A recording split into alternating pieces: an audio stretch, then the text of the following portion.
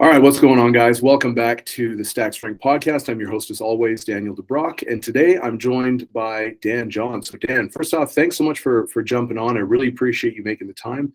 Can you give a little bit of an introduction for maybe those who aren't familiar with you and some of the work you've done in the past? Well, sure. Currently, I'm a senior lecturer at St. Mary's University in Twickenham, London. I'm a volunteer throws coach at Westminster College. I just got an award for a lifetime achievement in strength and conditioning from the United Kingdom. I just finished my 15th book, Easy Strength Omnibook. I started coaching in 1979. I started lifting weights in 1965. I've Olympic lifted, Highland game, discus through, weight pentathlon, American. I coached a ton of sports. I've been around a long time, and gosh, what else? I've probably published maybe 1,000 articles. I don't know. I keep a clean house. I shovel my walk in the morning. I lift weight. I Olympic lift 3 days a week. I do mobility 3 days a week, and I walk every day. And I'm doing my best to leave this planet a little bit better than I found it. That's my goal, anyway. Yeah. That's awesome, man.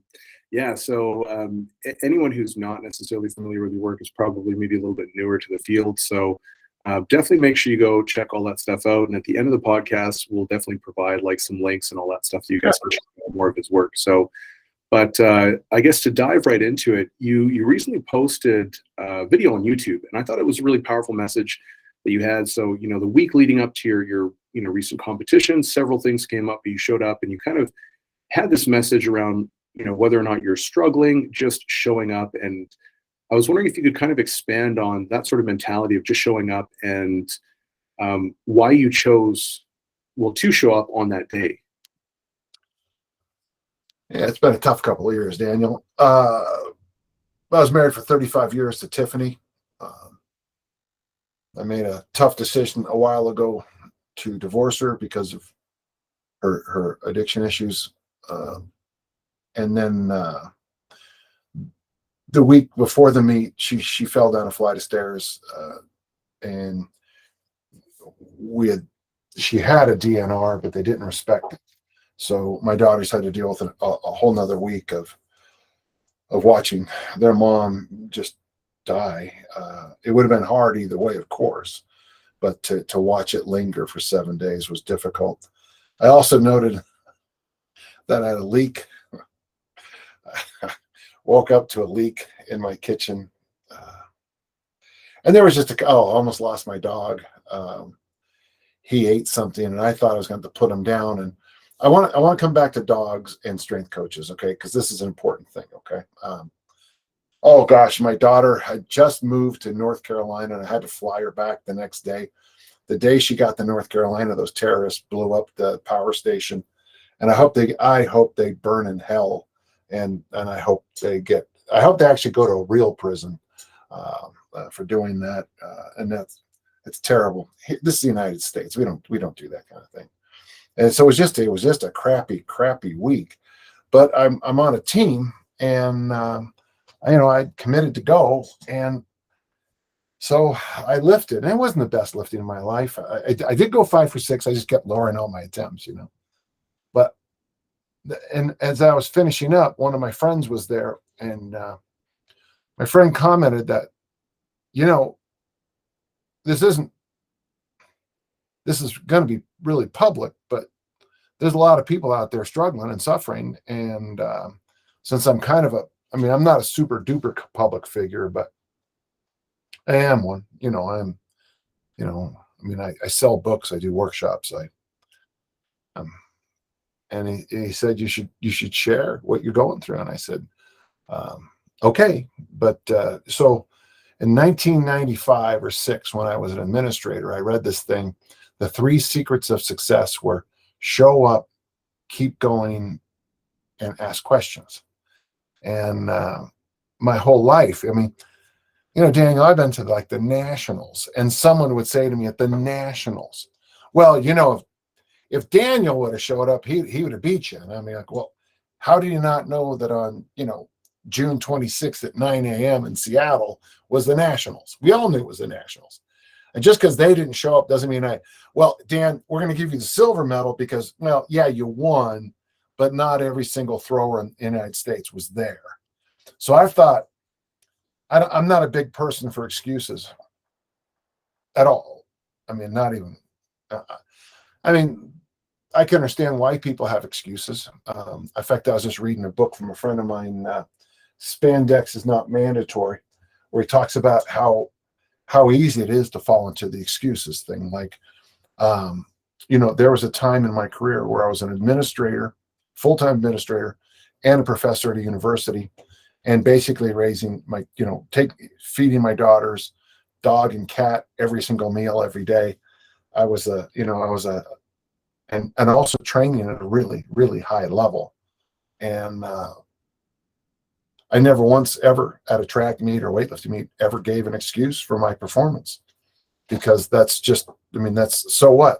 I might have my issues, but trust me, we got gentle listeners out there right now saying, yeah, he's had that week, but I've had worse weeks. And the thing is, when your kids are crying or, your dog just pooped on the carpet, you can't just say, yeah, I'll take care of that. At least in my world, you can't, I'll take care of that later. That's actually not a bad way to look at the way I see the world. I see a lot of things in life like dog poop on a carpet. It's better to take care of them now versus, and any kind of later at all.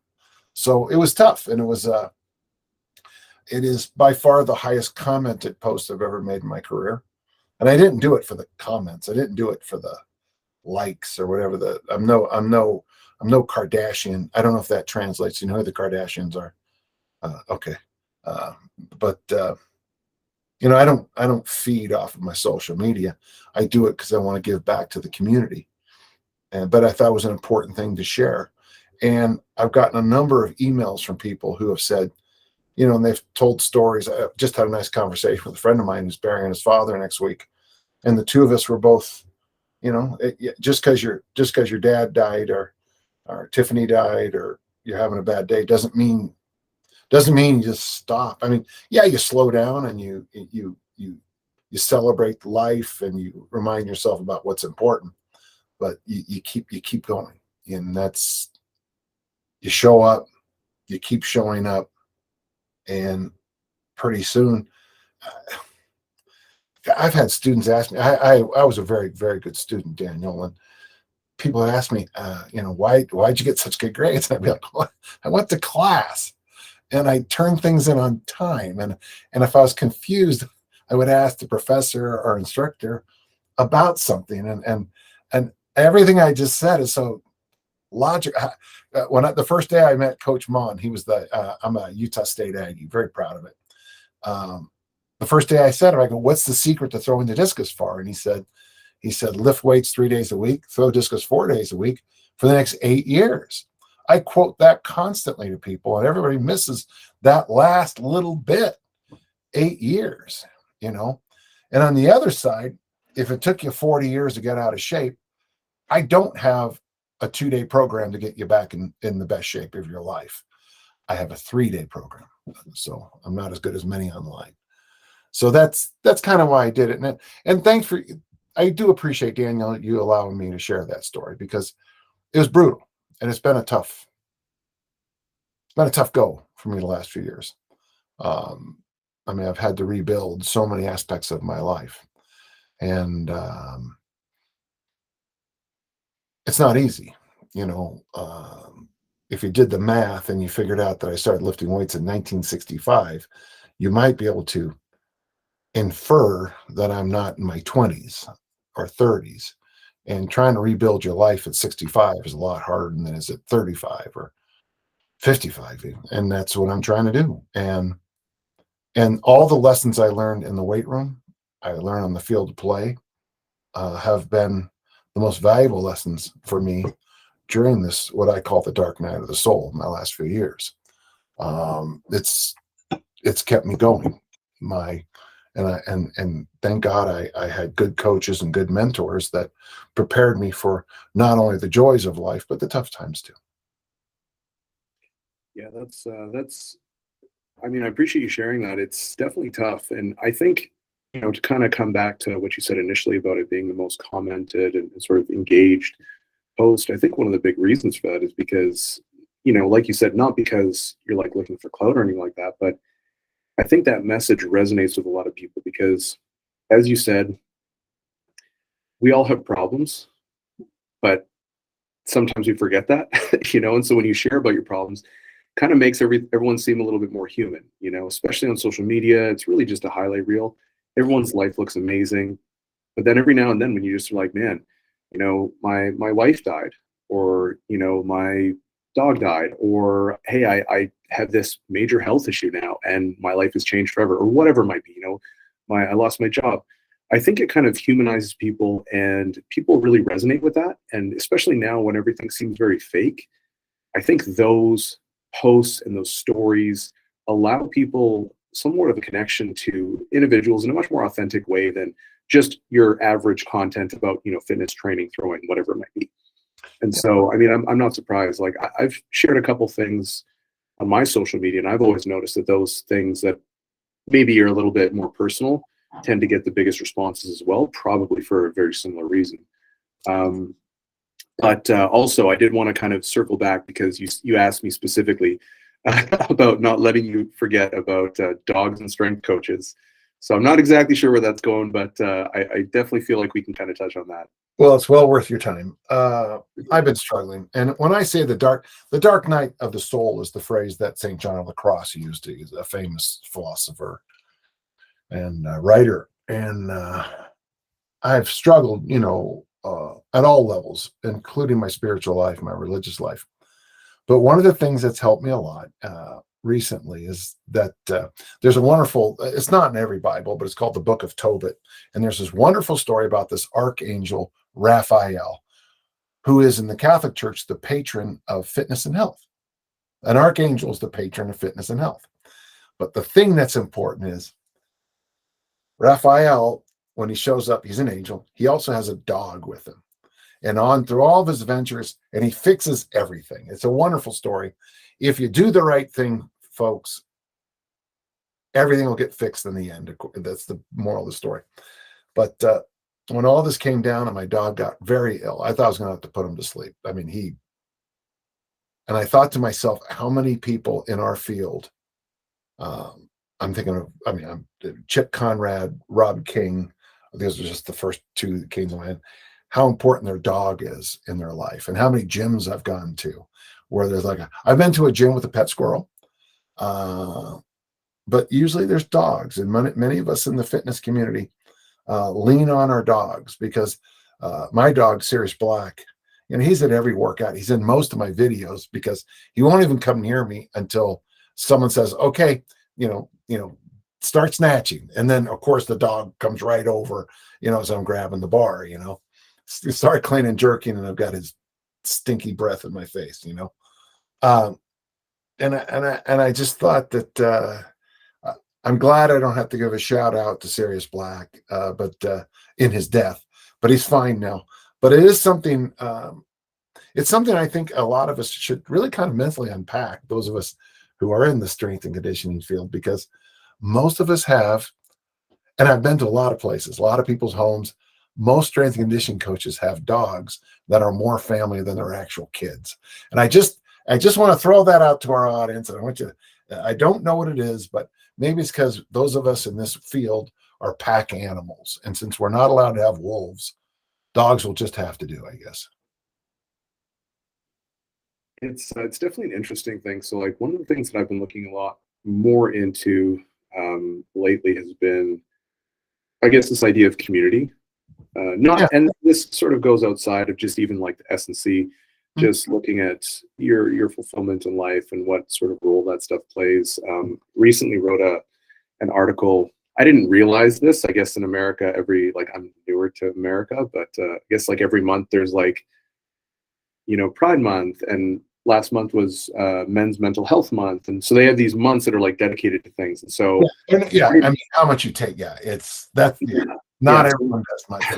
So I didn't know about that, but I found out, and I was like, oh, I'll write an article on men's mental health. And so I was writing, and like, it was not surprising to me because it wasn't something that was new, but I don't think a lot of people necessarily realize how critical community is. And I mean, a dog is absolutely part of your social connection, or can be anyways, especially if you don't necessarily have that many people. And I mean, if they're in the gym, that can also just be like an awesome little boost where it's like maybe you're not having the best training session, but in between sets you go and you kind of pet them and you kind of goof around a little bit, and then it can kind of pick you up a little bit. So I think that is a really kind of interesting observation anyways. The phrase we use at our gym is intentional community. Every day, in fact, we have somebody from California this week. Every day at 9:30, I open my garage doors, back the cars out, and people from literally all over the world come and train with me. Australia, Austria, Switzerland, Germany, Poland, all throughout the United States and Canada, Costa Rica, all over the world, Korea. And the idea is that we all get together. I've got the equipment and I can coach. But you come in, you're young and you're enthusiastic and you want to learn something. I don't want to, on a cold morning like we had yesterday, I don't want to get out there and work out. Do you know Fahrenheit or Celsius? I know Celsius, but I'm starting to kind of learn Fahrenheit. Okay, so it's -2, -3 Celsius in my garage. Okay, yeah, it's pretty cold. Yeah, and for our American audience, it's it's minus or 1 or 2 or 3 or 4 Fahrenheit.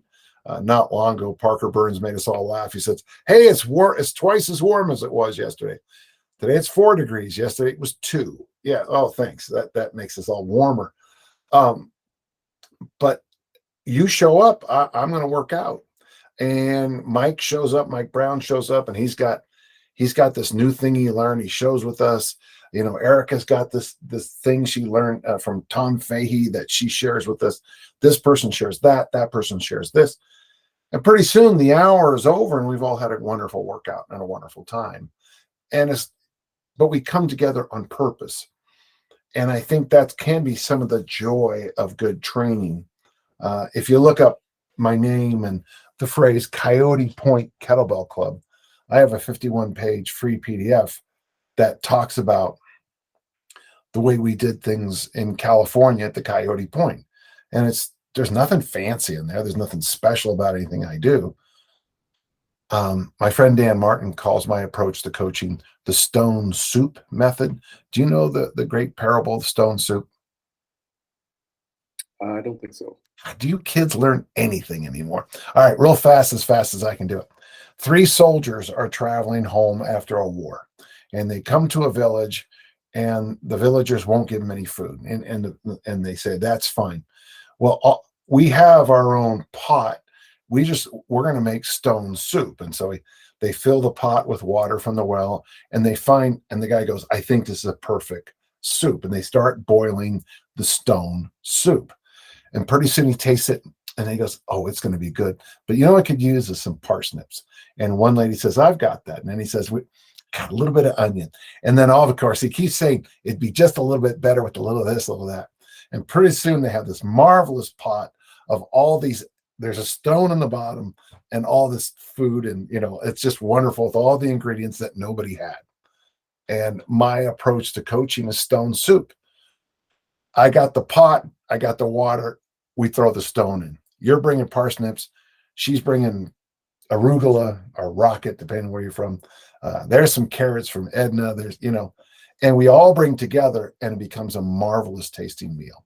That's my vision of how we work in community. And if I have enough of those communal workouts, that when it's time to step up on the platform, I've got people there supporting me, cheering me on. And yeah, I'm going to try to beat you, Daniel. No offense, don't take it wrong. But it's okay if you do, and it's okay if I win or lose. I don't care. The fact that we were in the struggle and the striving, and that's how I vision things. Yeah. So I was chatting with John Kiley. Do you know who John Kiley is? I know Rich Kiley, the Broadway singer. Not quite. So he's a researcher, but he was also, I believe, head S&C coach for Irish rugby for a while. I don't know what he's doing now, or if he's still doing Okay. So yeah, I know who's doing it now. So yeah, okay. So, but anyways, we were talking one time, and one of the things that he said that at the time, this was several years ago, I was pretty shocked with, but now I'm like, yeah, I get where you're coming from. Was he was saying that he suspects that his athletes' belief in his program is at least as important as the program itself, if not in some cases even more. And there's definitely something to that sense of like belief and community and camaraderie where, you know, just being around a bunch of other freaks is going to kind of turn you into a freak. And it's that mentality that weeds people out who don't belong there. And it's funny because, you know, sometimes we'll have people come into the gym and they're not very strong and they're a little intimidated and they're like, well, I'm not as strong as, and it's like, look, it's not about you need to be strong as us. You don't need to be as strong as us. You don't need to be as fast, as big, as anything. You just need to be as serious as us. If you are serious and you come in and you help everyone else grow and you give as much as you take, that's a great team member. And I think that that's something that is really, really rare. So CrossFit, for instance, is fantastic, I think, at doing that. They're probably one of the best organizations almost at doing that, at building that community where everyone just kind of cheers for everyone else and does all this stuff. And they've got a really, really strong community, almost cult-like, which is kind of what you want to actually to get better. Cult-like, good word. Is CrossFit still a thing? Yeah, I mean, I don't really follow it, but yeah, it's still a pretty big thing. Oh, I didn't know that. Oh. Yeah. But yeah, I think it's pretty interesting, like just how important that is. And so it's been pretty cool to sort of see that play out, but then also see kind of some of the research side of it, see like, you know, looking back as well, like at Westside, it's like, why was Westside so good? You gotta attribute at least some proportion of their ability to that community that they had. And so I think it's really interesting. But actually, I wanted to talk about your background because you do have a pretty eclectic athletic background, as you mentioned in the beginning. And one of the things that I've been a lot more interested in lately is how field sport athletics and coaching a variety of different sports can kind of translate into coaching strength athletes in particular, because there's a lot of things that strength coaches, like if you're just a powerlifter or if you're just a weightlifter and that's what you're exposed to, there's a lot of stuff out there that you're just not necessarily aware of. So what's the beauty of track and field? The beauty in track and field is this, and this is why I always push track and field. So this is a book from 1965, Best of Track and Field from the Coaching Clinic.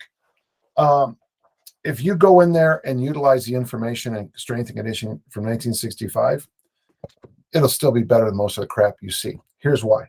In track and field and swimming, there's a number or a tape measure. So you can tell me all you want about conjugate training. And in fact, I remember reading articles, conjugate training, West Side training for discus throwers, West Side training for shot putters. And yet it kind of disappeared. Now, I'm not saying conjugate training is bad at all. But in track and field, if the discus doesn't go farther, it's not right. But if I do something like when I first started Olympic lift, my throws just went boom, boom, meter. I mean, I was improving by meters weekly. It was freaky, man. And so I can say for a fact that if you're a thrower, the Olympic lifts are very important to you. If you're a high jumper, the snatch, if you're a, you know, I've got some of my German books here, got these bizarre looking exercises for long jumpers. But hey, man, if it works, if you throw farther, run faster, it's right and it sticks around. So I think one of the here's another thing. There's two sides, and I want to riff on both, but this one's more important. Otis Chandler, 1948, shot putter for Stanford University. His coach said, "If you lift weights, I'll kick you off the team." Well, he snuck off campus, lifted weights, and broke the longest standing record at the time in track and field, the shot put record. Ever since that day, every shot putter lifts weights. Because if you don't lift weights as a shot putter, you're not going to throw very far. And then high jumpers started doing it. Of course, discus throwers, all track and field started lifting weights early. Boxers wouldn't lift. because they were worried it would mess with their punch. Basketball players were worried it would mess with their touch. Baseball players wouldn't do it because they were worried about, their groove or whatever the hell it was. And so what happened is track and field information is so deep rooted in our field that when I read crap online, I just laugh at it. But in sports like basketball, baseball, hockey was there was a lot of hockey players lifting weights. I've got stuff from the 50s and 60s of them lifting weights. American football started lifting weights very early. When I was young, you could play Division I football. Pounds or kilos? Which ones do you want? Kilos. Okay, you could be a Division I football player weighing 85 to 90 kilos at about any position. Well, I mean, if those 1972 Alabama teams went on the field to play today, it would look like junior high, 12-year-olds playing on the field. It would. And they were a little late to lifting, but they took it very seriously starting in the 70s. So one of the issues is we don't really have a historical body of material for a lot of sports. I mean, most sports. Doc Conselman at Indiana was trying to get his swimmers to do all kinds of things. He invented all these magical devices. And yet really for swimming, if you do lift, they just lift weights. They don't anything too fancy. So I'm trying to say that if you're a discus thrower, you have a much better template for helping elite performance than if you come from a crappy, I write for, like Testosterone and Men's Health magazine. I'm embarrassed to look at some of the articles in there sometimes. And I used to have a joke about muscle and fitness. You could always tell when it was an athlete's last year in a sport is when they're on the cover of Muscle and Fitness flexing their arms. That's when I knew they would never play again because they started training like a bodybuilder instead of an athlete. I got nothing against bodybuilders. I got nothing against CrossFitters, except for they're the Kardashians of strength and conditioning. I don't need to know every single detail about every single thing you ever did in your life. And good, you're a vegan too. God, oh God. There's a nightmare scenario. Being in a middle seat with a CrossFitter on one side and a vegan on the other. Huh. Yeah. What's the old joke about? How do you know somebody's a CrossFitter? Because you've been sitting next to them for 10 seconds. Because they tell you. I got nothing as power lifters, except that sport doesn't translate well into my sports world. I mean, good for you. You got an 800-pound deadlift, but that doesn't mean you can stop someone trying to attack a quarterback. You might be able to, one time, but we need you for 60 minutes, So in track and field, though, I think we nailed it. And that's why, I've got here, like the Track and Field Omnibook, this is the 1971 edition. And you can go through there and see training programs that you could just look at and say, yeah, that's what I use. And if you look at like 4-time Olympic gold medals in the discus Al Orders program, it's stupid simple. It's 5 sets of 5 bench press, military squat. He called them power curls. And I want to maybe say row or deadlift, but that's it. 4 Olympic gold medals, multiple world records, and a program that simple. LJ Sylvester, his best years as a discus thrower was when he just got back to clean and jerk, deadlift, and bench press. That was it. How simple is that? John Powell, who just died, a whole bunch of the stuff in here. Well, I don't know if you can see that. Can you see that license plate right there? It says discus. That's his license plate from California. So it's just, these are his bookends. These are his journals. I go back to his Olympic preparation and I look at it and go, yeah, that makes sense. Whereas, most of your audience will look at it and go, it's so simple. Yeah, I know. He was on 4 American Olympic teams. And so simple is pretty good. I look at the programs these poor kids get, especially these crappy schools. They'll have these workouts where they do 45 minutes of prehab. They do mobility, flexibility. They do all kinds of shoulder they got stretchy bands doing this, and they're putting their fingers into the, wall slides and all. And then they go out in the ring and they throw terribly because they never actually train. They do all kinds of stuff, but they never get the work done. And that's the key. Throwers throw, jumpers jump, lifters lift. And you got to be a big, strong engine. And if you want to be strong, you just can't spend a lot of time doing nonsense in the weight room. How many leg curls is going to take you to be strong in the squat? Yeah, and you'll never be strong. That's definitely something that I've run into for sure as a coach, where even a little bit less so with advanced guys, but even still, sometimes I'll run into that with more advanced athletes where I'll send them a program and they're like, this is way less volume than I'm used to. I'm used to doing a lot more of this, a lot more of that. And I'm like, yeah, that's fine, but let's just start with this. And I was like, I'll be like, the main things we're trying to focus on are, one, we want to really dial in your technique. Two, we want to maximize your output, because if we can get more out of less, that's going to be better. Less orthopedic stress, less total fatigue, and we get more for every little thing that we do. And then they're like, okay, well, we'll try it. After about 2 weeks, once we've kind of ramped them up to the actual output they need to be at, they're like, holy fuck, this is hard. I'm like, yeah, it's hard. And it's like, but what's happening to your lifts? They're going up. And they're like, yeah, I've been plateaued for like X amount. And it's like, yeah, but it's because you weren't working hard enough, and you kept, instead of thinking about like the program as a whole, you just kept adding. And it's like, you gotta start doing that stuff. So same thing, like I definitely agree that a lot of the foam rolling stretching stuff is not necessary. It's like your training should probably be your actual like rehab and your preventative stuff and your orthopedic stuff and your mobility. It's like, and what's hurting you is that pickup game of basketball. It's not the weight room. What's hurting you is those garbage bench presses you're doing with the frat boys at the college. What's hurting you is the stupid stuff.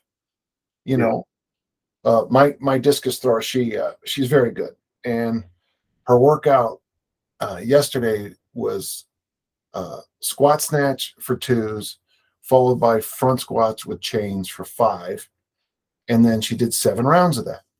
And when I said originally, that's all, I said, this is what I want you to do, she was like, and then what? And I said, let's finish that first, because 7 sets of 5 in the front squat with chains is radically different than leg curl, leg extension, leg press, some kind of ab machine, some kind of twisty machine. It's real work. Yeah. 7 by 5 is huge. Yeah, I know.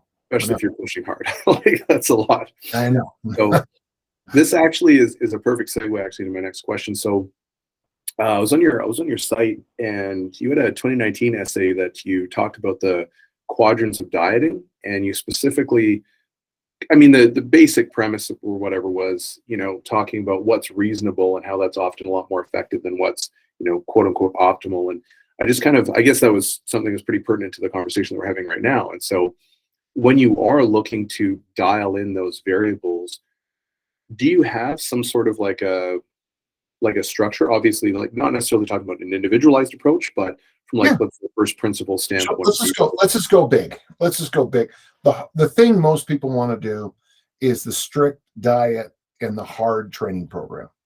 So in August, I did that. I did the velocity diet and Dave Turner's peaking program for Olympic lifting. So in a 4-week period, I went on an extremely strict diet, and I did a peaking Olympic lifting program. Okay. I've done that before. The last time I did that was in 2006.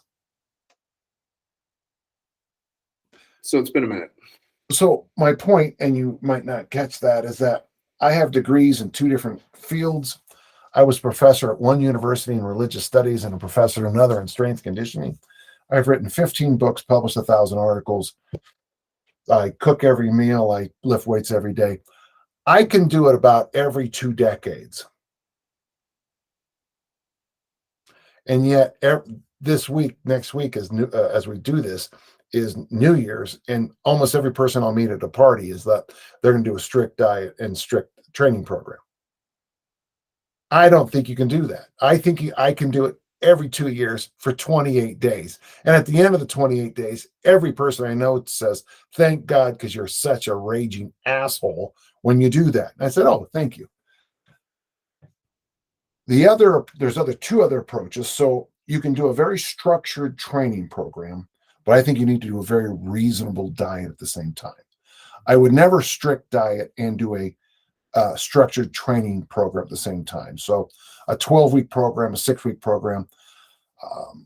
I think when I mean reasonable, it would be protein, veggies, water at every meal. You eat anywhere from 2 to 6 meals a day, that kind of thing. So you're eating and things are okay. And by the way, no matter what the food, that's fine. As as long as you keep your calories reasonable, you can do anything.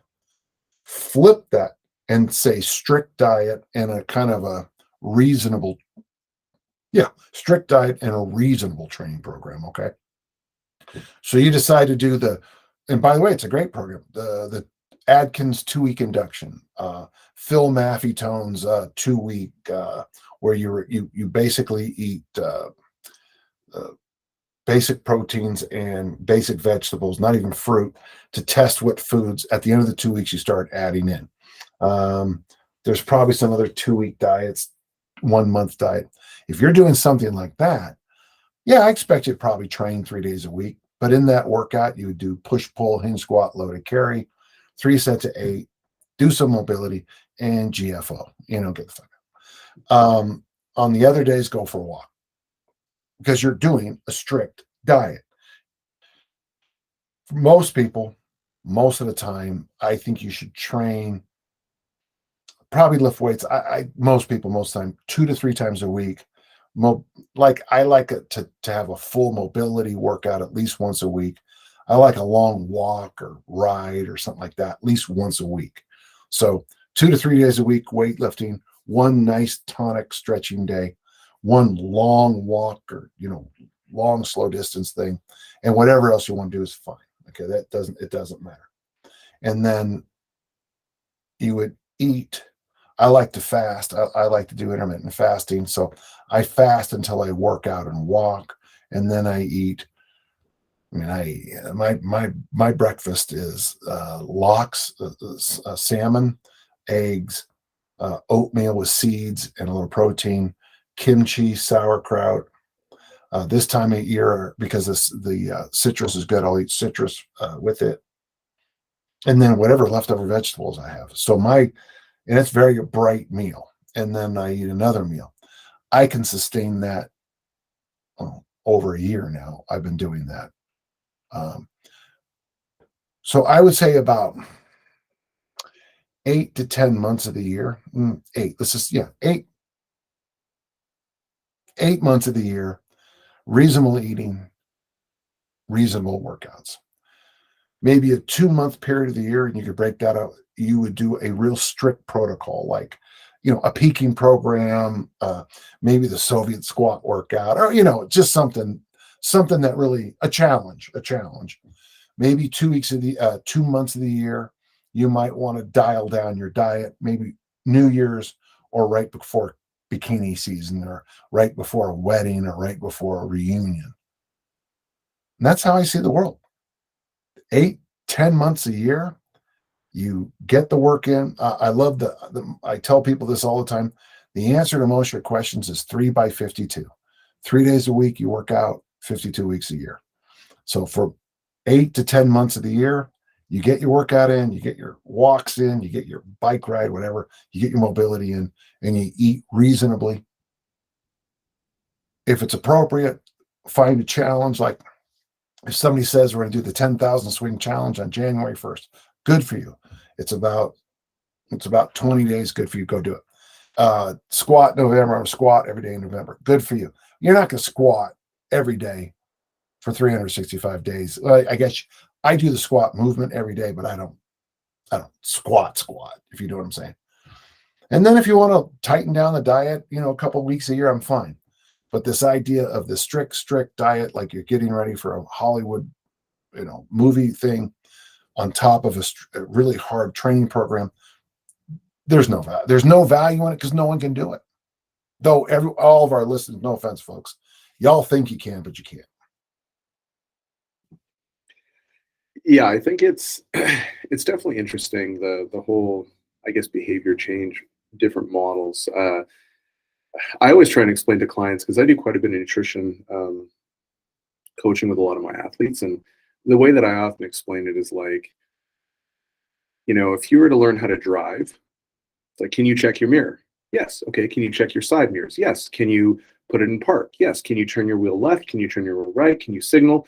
All these things individually, no problem. Any dummy can do it. But now go on a freeway during like really heavy traffic and now try and do it. And all of a sudden you're stressed out, you're fucking things up, you've got to check the speed. And so now when you have to integrate it into an actual scenario, that's when things can become a lot more difficult. And so it's the seamless transition between being able to do everything that tends to mess people up. And so usually I talk to them from that perspective. And I'm like, okay, that's kind of what we're looking at. But if you drive and you progress slowly over time and utilize, what we can call like a graded exposure approach, after a while, like you're texting, you're driving with your knees while you're like, checking some chick out, and you're still doing a pretty fine job, like, because it's second nature, but it takes a long time for you to get there. And Yeah. so I completely agree with the approach that you're talking about, where it's like, start with something reasonable, and whatever that is for each person's going to be a little bit different, but then look for a challenge. And then how did you manage that? Oh, it was way too much. Okay, maybe scale it back a little bit, or maybe choose a different challenge. And then, you slowly start to push those boundaries until you can handle more and more, and you develop more skills and you become more and more competent. And then, and I mean, like, you might look back after 5 or 8 years, in your example that you gave initially, like you might look back after 8 years and say, wow, the program that I'm doing now is actually pretty intense and pretty advanced compared to what I was doing 8 years ago. But I don't feel like it's that much different. It still feels pretty similarly hard, and it's not really displacing me. It's not really making my life a little bit more difficult. It's pretty similar, but it took you 8 years to get there, or 5 years, or whatever the fuck it is. Exactly. To the point that I don't even feel like I'm exercising sometimes if it's certain kind, like if we're doing a bar after weightlifting meets, I tend to do a couple of weeks of just bodybuilding, and I don't feel like I train. If I'm doing presses, chin-ups, curls, those kinds of things, I don't feel like I'm actually working out. I mean, it's more like this is fun, and I will laugh. My group will say it is funny to watch me do it, because it's like I'll even kind of lean over sometimes on Mike and say, "Looking forward to working out again." It's like, you just worked out for an hour. Well, you know what I mean? A workout where I throw weights over my head, and and I sweat, and hard, and yeah, you're right. That's a very good point. And it's weird because we know from the research the amount needed is to get yourself into that statistical. Okay, so statistics are weird. How they they don't, just because you smoke doesn't mean you're going to die today. But it's at your age, it's increased your mortality. The amount of exercise needed per week to get the bulk of the benefits is 100 minutes. I mean, it's not unusual for me to work out 100 minutes in a single day. I don't think that's an unusual. That wouldn't be something like, oh my God, I worked out for almost 2 hours, is a phrase I don't think I've ever said. But 100 minutes a week is all you need. A week. I've got a couple of workouts that last 8 to 12 minutes. And I'll have people do that. And then the rest of the half an hour in some cases, or hour, is just to go for a walk. And they get better results from that than they do from some, there's a How I Met Your Mother where they go to a personal trainer, and it's terrible how awful the personal trainer is in the show. But actually I know personal trainers are act like that, and really an 8 to 15 minute weight workout that takes care of business followed by a walk is far better than most of the nonsense most people do. Yeah, it's funny actually, because there was I guess just kind of piggybacking on what you were talking about statistic wise, there was a recent meta, not recent, maybe it was last year that came out, or at least early 2022 or end of 2021, something like that.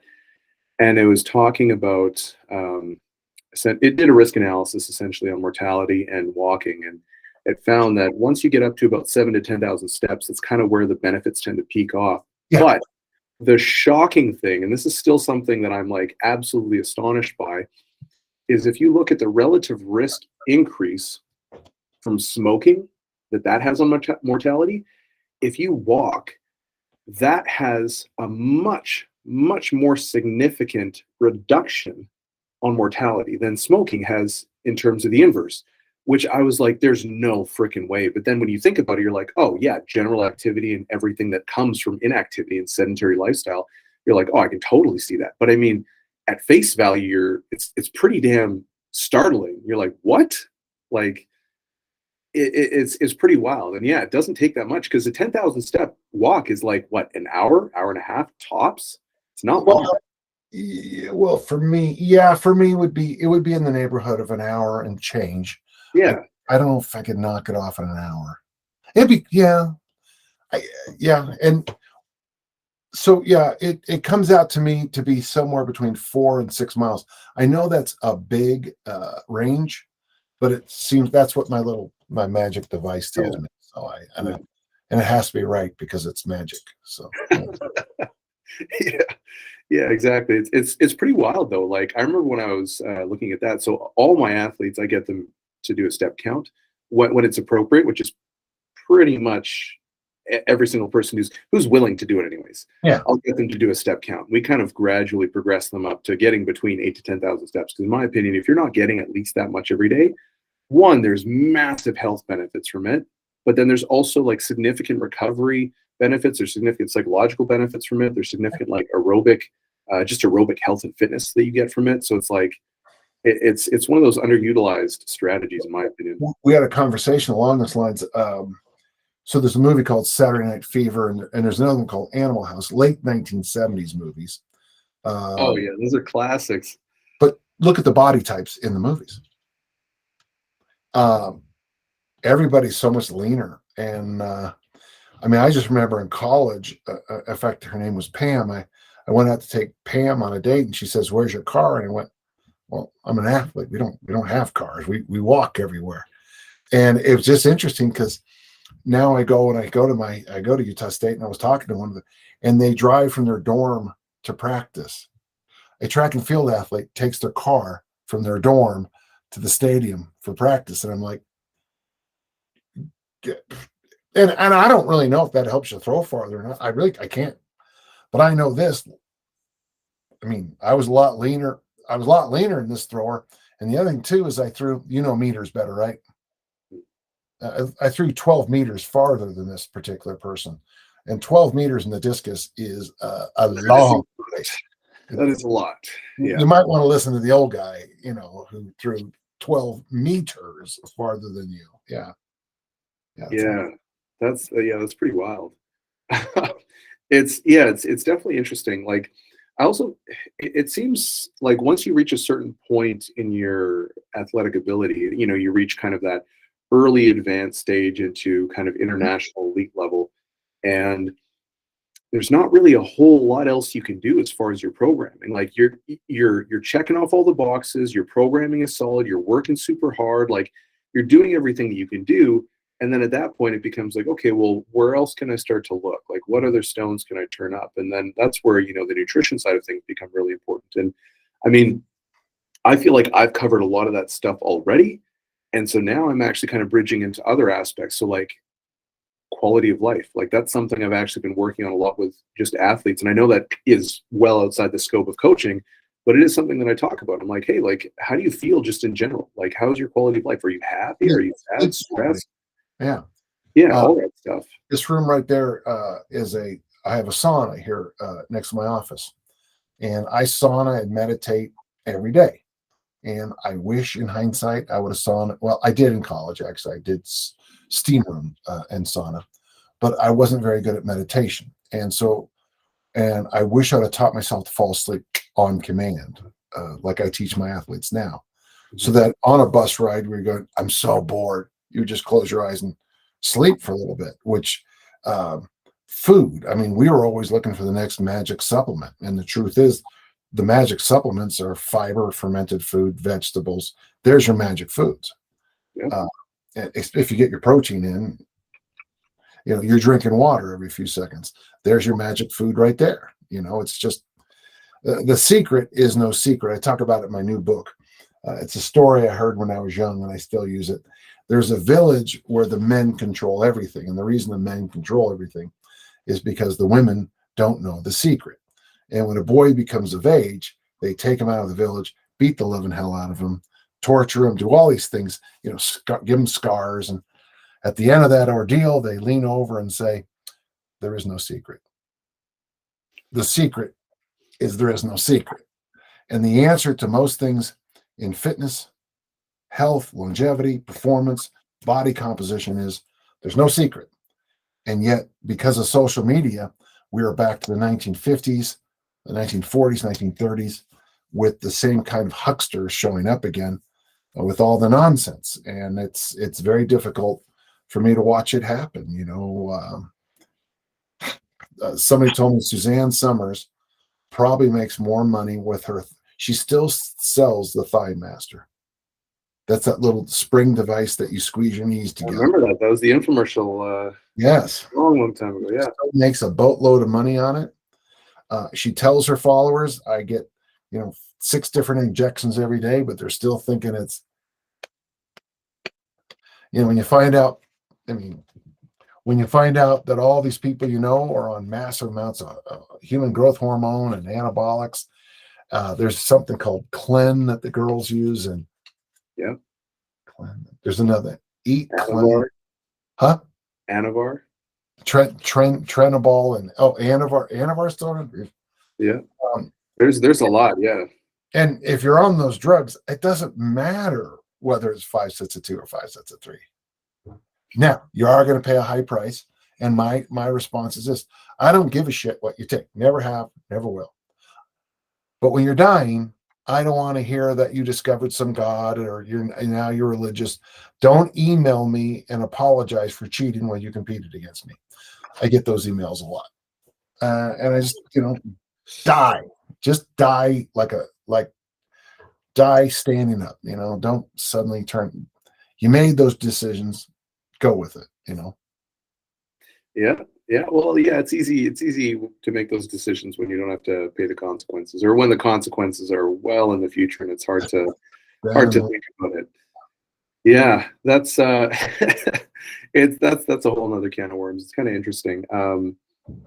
But as far as the podcast goes, we're kind of coming up on that hour mark. So I want to be respectful of your time.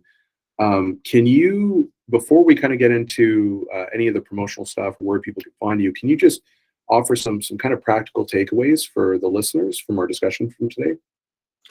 Well, the hardest thing to really help yourself on this journey to health, fitness, longevity, performance, body comp is there is no secret. The secret is there's no secret. So if possible, if you can train 2 to 5 days a week, you can pick 2 to 5 exercises. I always tell people 2 to 5 sets, 2 to 5 reps. Try to get yourself stronger. Try to do, I always say push, pull, hinge, squat, loaded carry.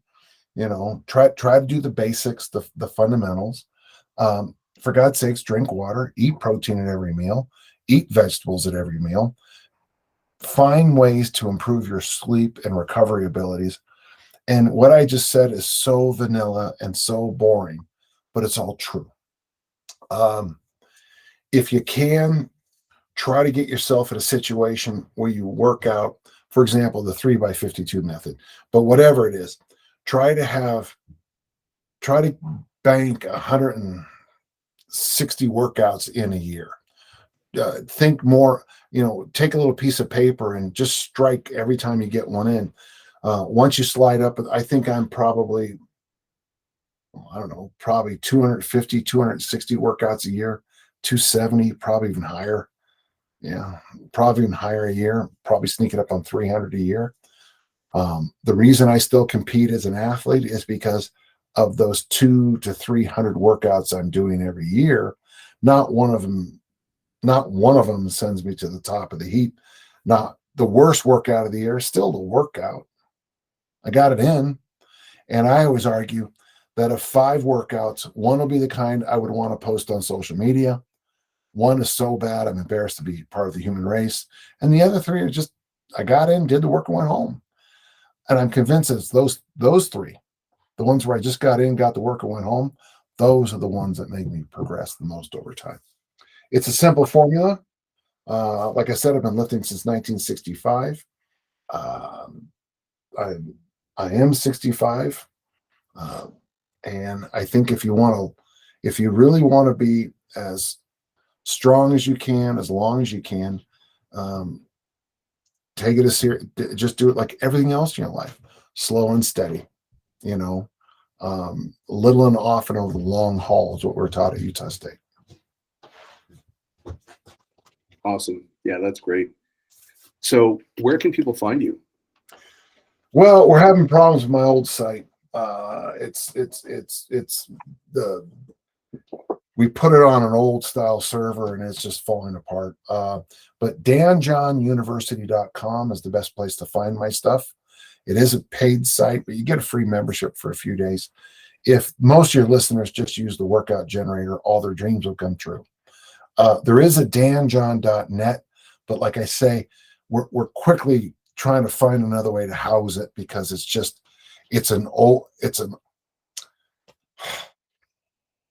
I've been online writing articles and stuff since 1998. And the hardest thing to learn is that the more crap they put on it, the less things stay. I learned HTML code from my first websites, and that stuff is still perfect. It doesn't move. It looks good.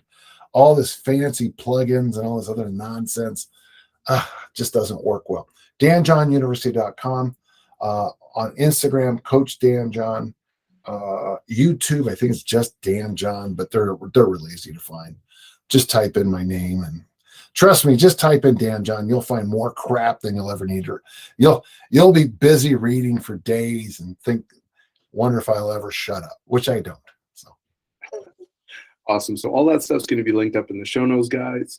That's the university, the danjohn.net, Instagram, and YouTube. There's tons of content. Make sure you go give him a follow on all of his channels. Check out his website. He puts out lots and lots of really great resources on a very regular basis.